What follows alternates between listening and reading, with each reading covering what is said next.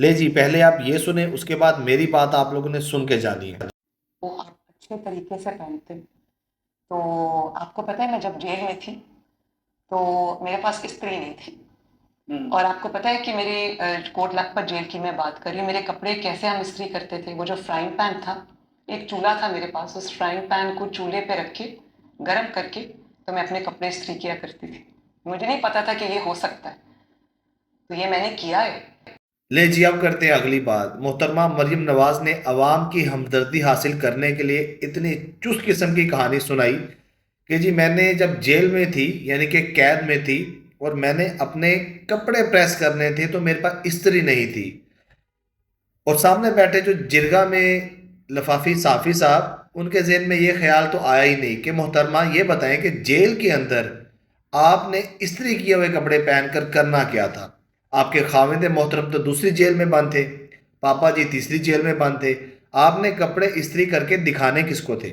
پہلا سوال تو یہ پیدا ہوتا ہے۔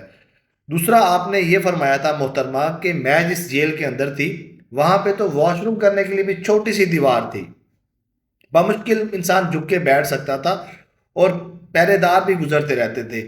آپ نے وہاں پہ کپڑے تبدیل کیے کیسے؟ یہ دوسرا سوال۔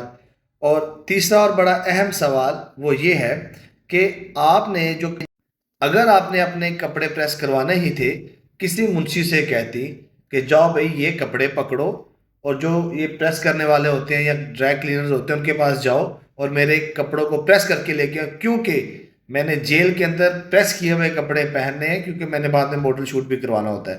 تو سلیم لفافی صاحب، کم از کم انسان میں اتنی غیرت ضرور ہونی چاہیے کہ سامنے بیٹھا چاہے کوئی بھی ہو، اپنے منہ سے آپ سوال تو پوچھیں جو بنتے ہیں، لیکن آپ کا غیرت سے کوئی تعلق ہی نہیں ہے۔